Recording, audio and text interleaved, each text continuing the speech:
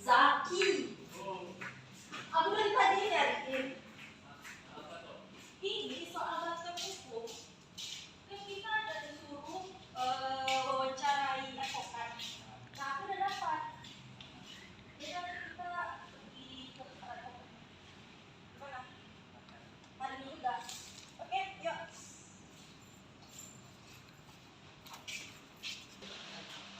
Hai. Jadi kali ini kami mau mewawancarai seorang advokat. Gimana nih Zaki? Iya sih, kita perlu narasumber advokat nih, perlu kita wawancara. Jadi kita datang yang hari ini aja nggak sih? Oke, ikut kami. Let's go.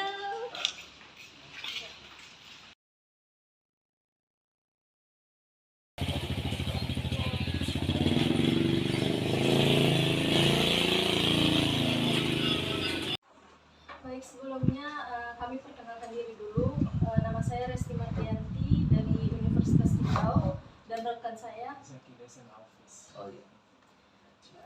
Kami sebelumnya terima kasih kepada Bapak sudah meluangkan waktunya untuk kami dijadikan sebagai narasumber.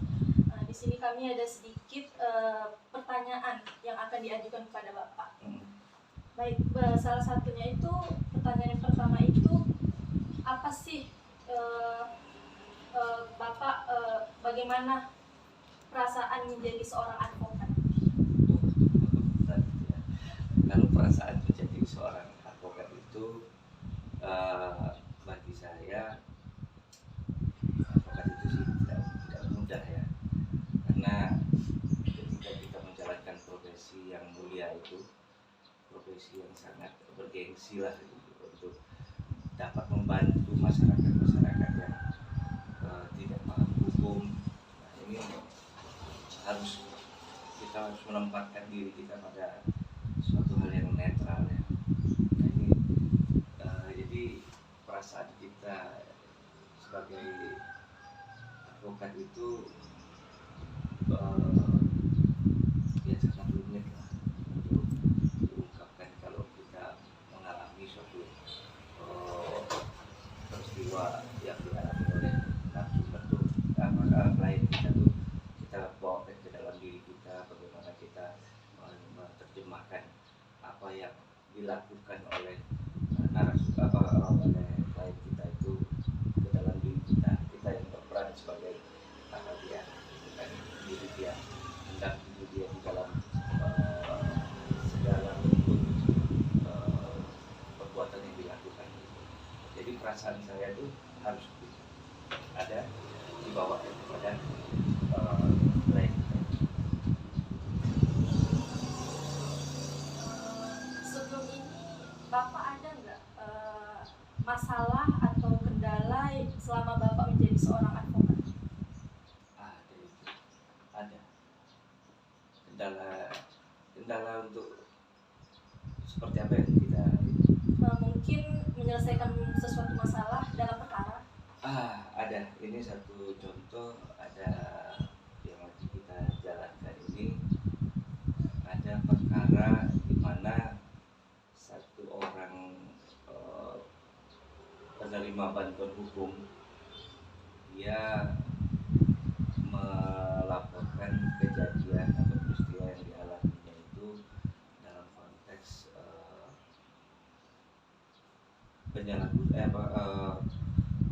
perbuatan penggelapan dalam jabatan.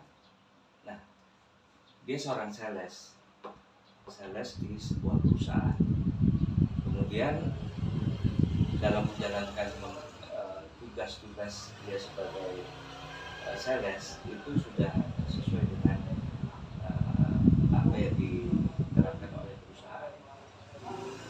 Hanya saja ketika peristiwa itu terjadi, dia dilaporkan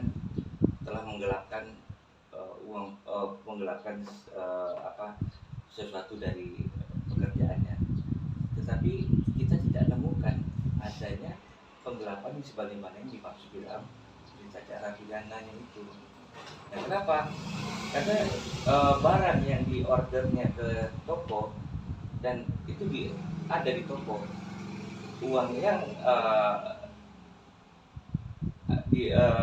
uang hasil penjualan itu juga merupakan hutang dari toko yang sudah dilaporkan kepada perusahaan, tetapi perusahaan menganggap ini sebagai penggelapan dalam jabatan. Nah, itu yang kita sulit keyakinan dari pihak kepolisian bahwasanya ini masuk unsurnya dalam penggelapan dalam jabatan, tetapi bagi kita tidak masuk unsurnya itu karena barangnya ada, uangnya ada, belum dikantonginya dan tidak dikantonginya. Jadi yang digelapkan itu apanya gitu. Nah, itulah yang kadang kendala kita menjelaskan. Nah, bahkan yang terjadi itu di dalam membela atau mendampingi klien kita, PBH kita, di situ lebih cenderung ada semacam ketidakcocokan informasi. Kalau dia menggelapkan, si penggelapnya itu tentu toko, ya kan? Bukan dia, karena dia tidak ada mengantongi uang, tidak juga mengambil barang. Kenapa tokonya tidak dikejar gitu? Nah, apakah saya sudah datangin toko yang memegang barang itu, dan toko itu mengakui bahwasanya saya berhutang kepada perusahaan. Saya juga barang yang dilaporkan itu ada sama saya dan saya pergunakan untuk keperluan perdagangan saya. Itu pernyataan orang tokonya. Tetapi kenapa kok ini jadi penggelapan dalam jabatan oleh si Sales itu dikenalnya. Nah, jadi dia sendiri yang si punya toko tadi juga keberatan dengan tuduhan yang ditimpakan ke PBH kita. Nah, bahkan dia bersedia untuk membayar lunas. Nah, ini yang tengah kami upayakan pada saat ini. Kalau misalnya dibayar lunas itu seperti apa, ya kan? Nah, tapi banyaklah kendala-kendala yang dalam membela masyarakat kurang mampu ini. Kadang ya mungkin ya karena judulnya itu adalah masyarakat kurang mampu ya, tidak punya apa-apa. Dengan kita juga, kita tidak pungut bayaran dalam melaksanakan tugas-tugas ini. Ya begitulah kalau kita di lembaga bantuan hukum sebagai advokat di situ. Jadi itu yang berdampak, mungkin salah satu permasalahan atau kesulitan dalam melakukan suatu perkara ya Pak. Iya. Baik, di sini karena juga kita mengajukan mata kuliah bantuan hukum, ada satu pertanyaan soal kasus pro bono. Nah, itu sebelumnya apakah Bapak pernah menjalani atau pernah menangani kasus pro bono ini? Yang tadi itu kasus pro bono. Nah, kalau suka dukanya di dunia advokat ini ya, kadang ya kalau kita lihat yang advokat berhasil, pengen rasanya berhasil, ya kan? Kalau kasus banyak, perkara itu kalau apalagi kalau kita PBH itu LBH itu sudah terakreditasi. Nah, itu dari Pusbakum itu pengadilan maupun ada pasti banyak pekerjaannya. Kadang di sel itu kan banyak yang belum ada advokatnya. Kadang mereka minta didampingi oleh Bankum gitu. Jadi kalau untuk di LBH banyak perkara-perkara, kadang nggak tercover juga ada. Itulah suka dukanya. Boleh ini kesan untuk teman-teman advokat yang lain dalam menangani kasus. Ya, kalau pesannya gini, kita sebagai advokat itu harusnya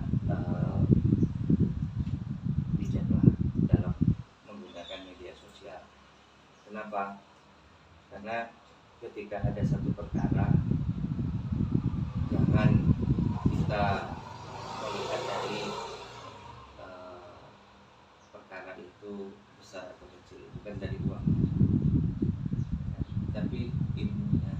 Yang saya ambil itu ilmunya banyak sekali di situ yang berkaitan dengan hukum itu yang sudah tidak sejalan lagi dengan norma-norma yang ada. Terus menyampaikan sesuatu di medsos itu juga harus, janganlah sama advokat itu sering mengikuti medsos, kan banyak kita lihat ya. Nah, ada perkara yang disampaikan lewat medsos, tetapi kalau ilmu pendidikan yang disampaikan di medsos boleh-boleh aja. Iya, lebih asik. Tapi kalau perkara orang, jangan, apalagi menyebut nama, kan kasihan kalau sempat viral. Kayak tadi saya sebut saudara Alvin, ya kan. Nah itu kita menjadi pelajaran bagi kita bersama. Apakah itu benar? Tapi kenapa ketika terjadi seperti itu, kita yang sama advokat dia berada di organisasi advokat mana? Benar nggak dia advokat? Nah, seperti yang terjadi juga pada, pernah dengar Rumah Pancasila? Pernah nonton di TikTok Rumah Pancasila? Silakan nanti dibuka. Itu juga dia sering memberikan materi-materi ilmu pengetahuan, tapi terakhir dia justru masuk penjara, menjalani hukuman karena ada diduga terjadi suap menyuap. Nah, justru yang kayak gini bingung kita jadinya kan. Kalau kita perhatikan bagaimana ya, banyak para advokat itu yang juga menjalani aktivitasnya itu bagaimana ya, menurut pendapatnya masing-masing. Ya, kalau menurut mereka benar ya udah. Bagi saya, kalau saya lebih cenderung pada keilmuannya, apa yang saya penasaran saya dengan ini, kalau ini yang dilakukan orang apa yang terjadi, bagaimana. Nah ini kalau saya ini apa yang fenomena apa, ya kan, yang terjadi. Termasuk di yang tadi itu juga sering, kalau saya mau lihat aktivitas saya itu di Instagramnya Komisi Informasi, itu sering saya sidang di Komisi Informasi itu berkaitan dengan keterbukaan informasi. Makanya saya lebih cenderung ke situ arahnya, karena di sini aja di satu kasus ini banyak yang saya temukan pelanggaran hukumnya. Pertama, undang-undang Perpres nomor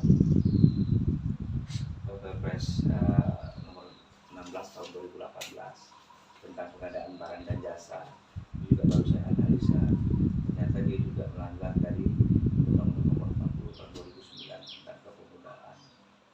Nah, jadi ada dua undang-undang yang ada dua aturan yang dilanggar gitu. Nah ini sudah saya sampaikan juga hal ini ke Ombudsman. Sekarang lagi masuk laporan di Ombudsman. Ya mudah-mudahan dapat diselesaikan. Nah, terkait dengan desa tadi juga itu sangat-sangat disayangkan. Saya justru ketika mengingatkan desa tentang ada satu desa yang APBD-nya hilang, tidak ditemukan. Nah saat dia serah terima jabatan sebagai kepala desa, tapi RAPBD desa kepala desa sebelumnya tidak ditemukan di kantornya, tidak dapat ditemukan. Nah hal ini juga merupakan suatu maladministrasi. Hilangnya dokumen itu berkaitan dengan kearsipan, berarti arsipnya bermasalah. Itu jangan dianggap sepele, karena itu dokumen negara, bukan tidak ada pidananya. Itu pelanggaran. prinsip itu harus dipertahankan karena itu riwayat dan kegiatan arti penting ya. Dia arti itu terbagi lagi tuh. Ada yang sangat penting. Kalau RAPBD itu penting karena di situ belanja desa itu dari tahun ke tahun. Nah bisa dia hilang 2 tahun, putus kan. Lalu bagaimana mengambil keputusan untuk RAPBD selanjutnya? Ternyata pekerjaan yang dimasukkan di RAPBD tahun berjalan sudah pernah dikerjakan tahun sebelumnya. Bagaimana? Kan saya, ya kan? Nah justru ketika saya mengingatkan itu, kepala desa ngajak saya sparring, satu lawan satu. Nah ini kan menarik. Akhirnya saya buat juga laporan ke Ombudsman. Pernah mengkaji tentang Ombudsman? Pernah datang sih. Datang. Ya, bagaimana tentang pelayanan Ombudsman? Bagus ya? Bagus, cukup bagus. Sangat baik, sangat iya. rapi dan sangat asik untuk kita berdiskusi dengan pihak Ombudsman kan. Saya di situ saya tertarik. Berbeda dengan Ombudsman sebelumnya dan sekarang semakin lebih baik. Itu makanya saya apresiasi buat Ombudsman. Nah, cuman ya kalau tidak kita yang melaporkan adanya dugaan maladministrasi, bagaimana Ombudsman bisa tahu adanya maladministrasi? Nggak mungkin dia tiba-tiba ujuk-ujuk kalau tidak ada laporan akan memeriksa orang, kan gitu. Nah, itulah dia. Ya, oke, apalagi? Ya, kalau terkait suka duka dan harapan kita kepada para advokat, kita harus bersatu, kuat dan tegakkan hukum dengan seadil-adilnya. Jangan kita berpihak hanya karena ada sesuatu hal. Lihatlah suatu peristiwa itu dari kejadian dalam hukum itu sendiri dalam aturan benar melanggar atau tidak. Jangan orang yang tidak melakukan upaya tidak melakukan kejahatan justru terhukum hanya karena sesuatu hal yang kita dapatkan dari orang lain. Itu aja. Jangan berat pada tapi sesuai dengan hak-hak yang kita bela tadi. Lakukanlah. Saya di situ aja.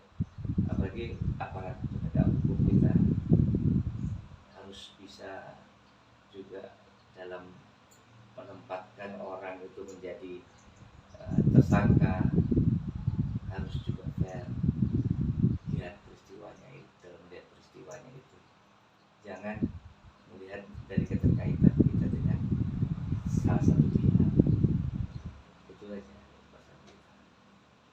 Sungguh luar biasa ya Pak ya. Tadi ada sedikit ilmu yang masuk pada kami yang mungkin kami belum tahu menjadi tahu.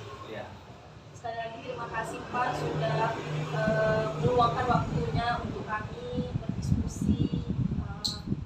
Mungkin ini saja ya Pak ya. Ya. Lebih dan kurang kami mohon maaf. Ya kalau misalnya ada kata-kata saya yang kurang berkenan dalam diskusi kita ini, ya mohon disampaikan juga kepada saya yang mana nanti perlu kita perbaiki.